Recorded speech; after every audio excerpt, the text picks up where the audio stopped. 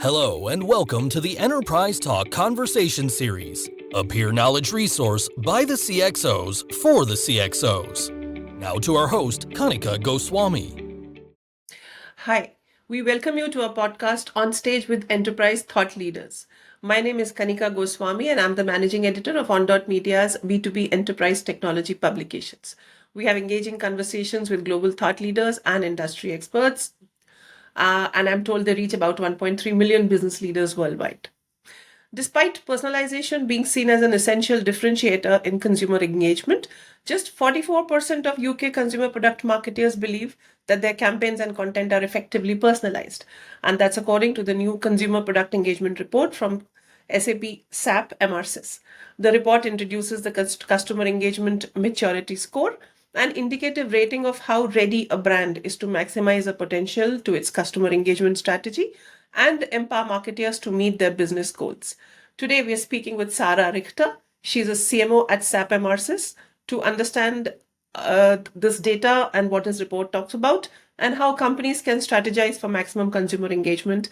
Welcome to the podcast, Sara. It's lovely to have you here today.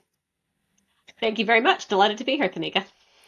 It's a pleasure. Sara has more than 15 years of experience in senior global marketing roles at high-growth MarTech organizations that include Clicktale, IBM Tealeaf, Acquia, and Unica. Her passion is for building marketing teams that act as trusted partners to the sales organization. Sara excels in strategy and communications, which deliver measurable pipeline and revenue. She holds a BA from the University of California in Los Angeles. So, Sara, after this introduction, can you quickly encapsulate what the report is about and what it means for CMOs worldwide? Pleasure to. So the report, this is the first year we've done this report. So we were really excited to see what it was going to tell us about what CMOs, what marketers in CP globally were doing. And what it has uncovered for us, and you touched on it so beautifully in your introduction, is what we're calling the personalization gap. The gap between expectations that we all as consumers, as customers have of the brands that we engage with, and those brands' actual ability to create the personalized experiences that we want and crave so that we have long-term relationships and show loyalty to brands, and so that brands can deliver business outcomes, including profitability, which is so fundamental. And the gap has really uncovered a number of things I think that CMOs and marketers can really think very hard about in terms of what they can do to close this gap and improve the level of engagement and connection with their customers. That's nice. That's a very short, very concise encapsulation. So my first question is, and that must be the basic premise of your report, do you think CMOs and marketers and marketing leaders are doing enough to deliver personalization? Everybody and the second cousin, they are aware that personalization actually drives great marketing.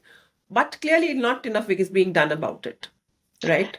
No. So I think so. Let me start with your first question. The answer is no. Marketers are not doing enough to deliver effective personalization. And our report tells us that marketers know that.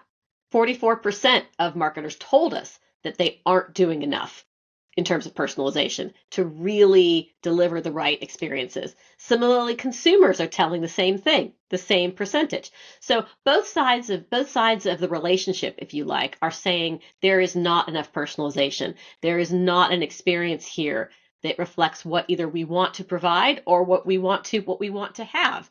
And that's quite scary when you realize the report also tells us that 61% of consumers, so way more than half, say that personalization is directly influencing their purchasing decisions. So that personalization gap is real, but personalization then isn't just a nice to have. It's not just something that you use that is a nice thing to do, that it's nice to get an email that says, "Dear Kanika." Personalization is actually a competitive differentiator. And that really, for me, is what marketers need to understand. And they need to think about how they can maximize it to really provide those engagements and experiences that their customers are begging for, and they will see the returns going forward. So we do have a whole bunch of marketing technology tools and platforms that drive that. Do you think they're adequate for delivering better personalization?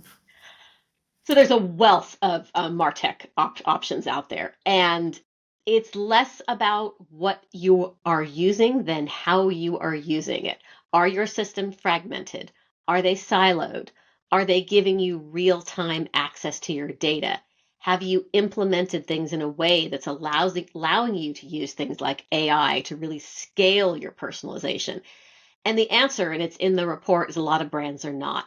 They have a number of different tools across large organizations. Their visibility and their ability to activate their data is patchy at best. And that's really what's coming back to bite them and not allowing them to deliver those personalized engagements at scale that they want to do. What more can CMOs do to understand what the customers need? Now we have the tools, we have the platforms, and I'm sure we have more than enough data. So what is it that they're not doing? What is it that they can do to reach there? So it's really interesting. As a CMO, I get told that data is the thing I need to worry about the most. And it can be, I'm sure any CMO listening to this is probably tired of hearing it.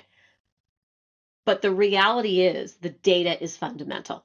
If you have a platform and you have tools, but the data isn't telling you what you need to do to understand your customers, to really get to grips with a one-to-one relationship with them at scale, across multiple channels, to really understand when you should connect with them and when you should not.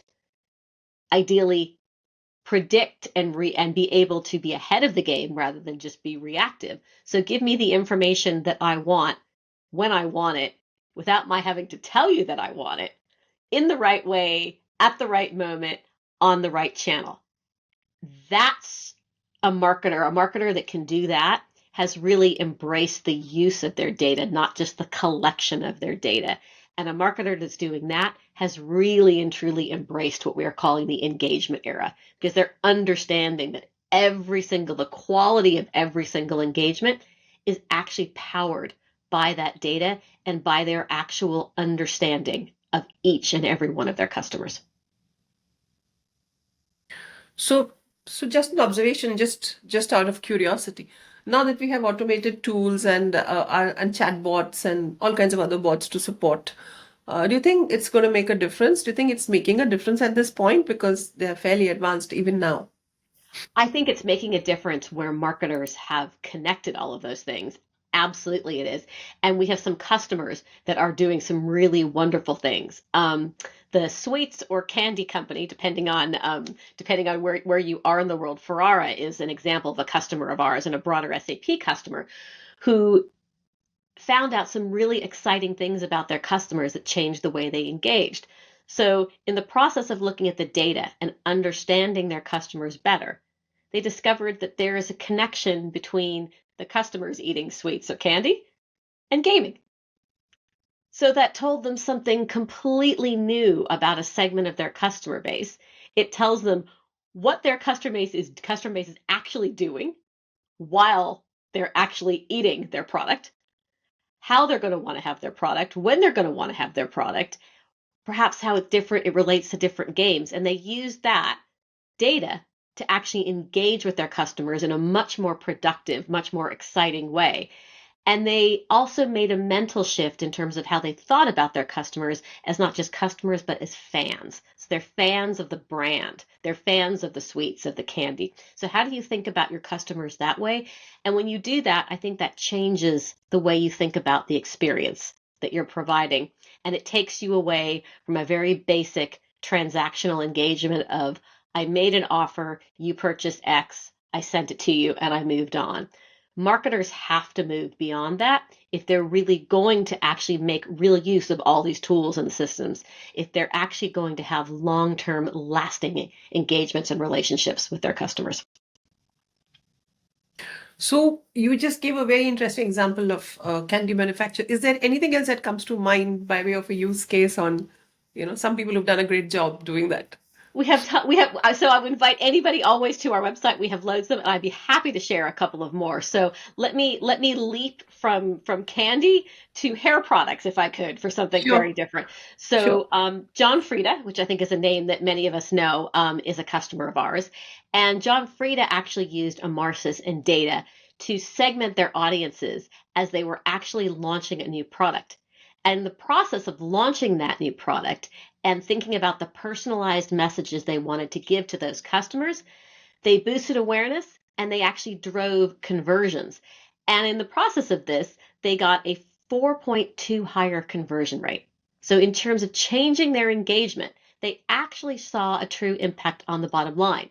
They actually reached more people through the campaign because the campaign was more targeted, it was more personalized, and it truly appealed to the right people. So they thought about what the message was, how to deliver that message, and who the people were that were going to receive that message. And when they aligned all those things, the magic happened.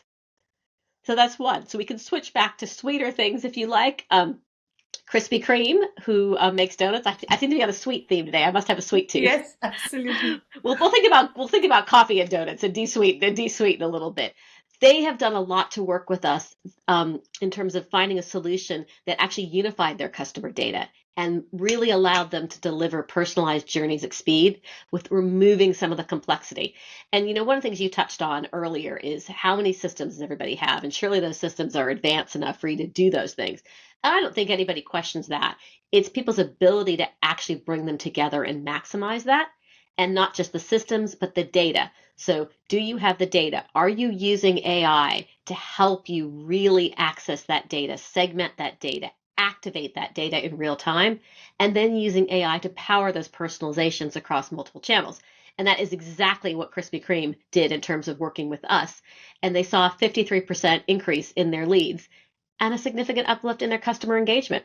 So what they looked to do on that end by really sitting down and thinking about it and streamlining it and making sure the data was at the center and that the platform gave them the ability to activate these sophisticated, exciting ways that we now have to make use of the wealth of data at our fingertips, to communicate and engage with our customers across all these channels, to drive business outcomes, but also to continue to drive and nurture the loyalty of the customer to the brand. And that's all about customer lifetime value, and that is incredibly important to all CMOs, I think, from all brands. If I may, I'd like to make a very philosophical observation here. All the tools and the platforms that we can collect with advancing technologies and innovations and all of it, what you're saying is, unless they are used in a proper manner, unless they are used to derive the right kind of data or the kind of data that is useful for personalizing a product for a customer, they will not perform by themselves and they will not deliver by themselves. Is that right? I think that's exactly right. And I think that's exactly the trap that sometimes people fall into. They bought the splashy the new whatever, the tool, the thing. Right. And it doesn't work for them. Certainly we saw people, I think last year we saw people playing with AI and running into that, is that it seemed very complex. How do we get value from it? I think what we see this year is much more people really understanding what the use cases are for AI. And from a marketing standpoint, it allows you to take a lot of very manual tasks and move them much more quickly to do them at scale. It allows you to access and get value from your data at speed and at scale. And as marketers are tapping into really where these things can work for them and understanding how to navigate the complexity and how to make these tools really deliver value, then we're starting to see customers like some of the ones I've already mentioned do some really wonderful things and change the way that they engage. And if you look back at our report, we talked about a customer engagement maturity index. And what we found is that the customers, that the brands that score very highly on that, it's not an accident that they also have a mature and connected data strategy, because by doing that, they're connecting back to all of these things and they're activating all of the channels, they're activating all the technology that they have in-house. So I actually wanted to ask you about the customer engagement maturity index. It is something that I think CMOs should know a little more about. And also, how is it measurable? How do CMOs understand where they stand, and what more can be done? Is there something you can share a little bit of insight on that? So I would start by suggesting, and I'm sure we can provide at the end for everyone to access the report and really sit down and read it, because there is a lot in there and there's a lot to digest in terms of understanding what this is and what it means. But I think as you read through it, brands can ask themselves some basic questions. And there's some of the things that we have talked about here today. When you look at your MarTech setup, are you looking at something that is connected? Are you looking at something that's siloed and fragmented? That's often stage one of what we talk about with customer engagement maturity. Right. Start there. Where are you, if you're honest with yourself, in terms of your access to the data that you need to know about your customers and your ability to activate that data? Because that's one of the pitfalls that marketers fall into. There's loads of data within the organization, but you can't actually use it. Or it takes you so long to get to that data because you're probably not using AI, because you probably have silos of data that are fragmented. By the time you've had time to pull the data, manually segment it, and think it through, the moment has passed. And you're already your days, if not weeks, forward. Right. And Right. those customers have moved on. And quite likely your competitors, who may be ahead of you in terms of thinking about all this, have engaged them in a much more real-time, agile way and are starting to glean them away from you. So those are some of the places I would start. I would think about omnichannel. Our world is omnichannel. Now, that doesn't mean that you as a brand or a marketer or a CMO need to access and use every single one of the literally hundreds of channels that there are out there. The key is to understand which channels your customers want you to use and to make sure you are using those to communicate with them. And if you look at some of the research, it will tell you that email is still an extremely popular channel to use between brand and customer. We're seeing that 44% of channels that's still very, very, very, very valid and very much alive and has value. But live chat and social media and SMS are absolutely growing. If you're talking to perhaps specific generations, then if you're not using a mobile channel, then you're probably not communicating in the right ways. If for so many people, the communication needs to exist in the palm of your hand, which means that the relationship has to translate there as well. But again, you've got to pick the right one, which goes back to your data and understanding where your customers are and when they are, because most customers are going to have a relationship with you that spans time, hopefully, and probably spans channels, because most customers communicate with the brand now over multiple channels. So are you able to use your data to connect me as the customer on the app on my phone to the customer that you email, to the customer that came into the store, and actually bring that whole experience, for example, together and address me as a single individual? And that can be a real challenge. So these are the things that I would encourage CMOs to be thinking about as they're thinking about their strategies and their mature engagement and maturity. And you answered my last question even before I answered it. That today customers are looking for an omni-channel experience and CMOs need to personalize across all of them. So yes, that's what you just said. I don't even think they know they're looking for an omni-channel experience. They're just engaging in the places they expect the brand to be where they are and to show up in the way that they want them to show up. And for some people, that's just purely an email, and for others, it's an SMS. For others, it's this much more cross-channel experience.